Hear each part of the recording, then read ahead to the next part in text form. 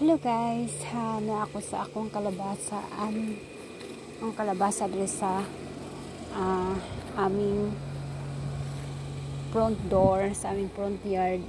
Tinitingnan ko, malaki na pala siya. Ito siya, oh. Ano pala siya, ano ba yan? Yung kalabasa na malalaki. Ayan siya, dalawa. May dalawa pa. So, may malaki na. Ito siya, malaki. Ito rin malaki. Ayan. Dinamuhan ko kasi nung isang araw ito, kaya nakagat ako ng chiggers, yung bunhok. Ano ba yung chiggers? Kalimutan ko na yun. Yung isa pa. Ayan.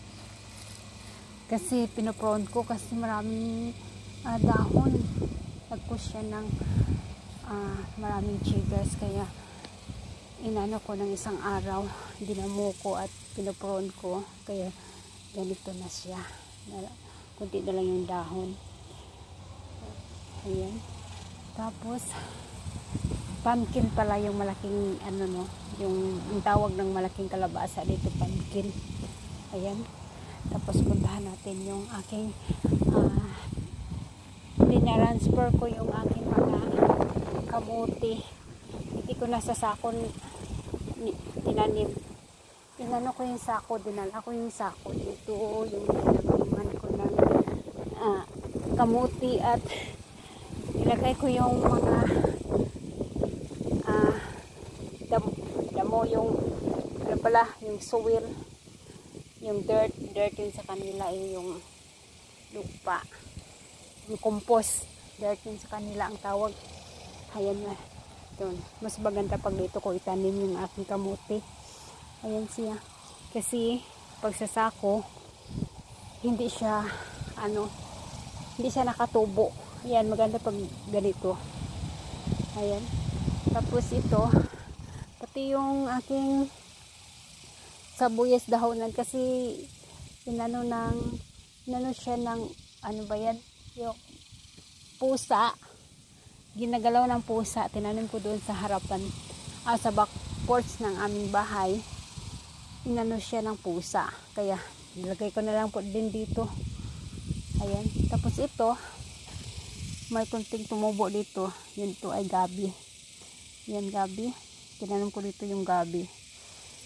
Nagtanim ako ng gabi.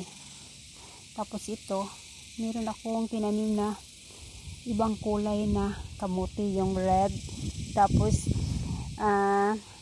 light yellow yung ano niya, yung roots niya. Yan, hindi pa siya tumubo. Ito, binili namin sa sa Hong Kong market. Tapos ito pa, tumubo na siya. Itong gabi na yan. Ayan, gabi. Ayan, gabi. Ayan, gabi rin. Tinanim ko dito. Ito gabi rin.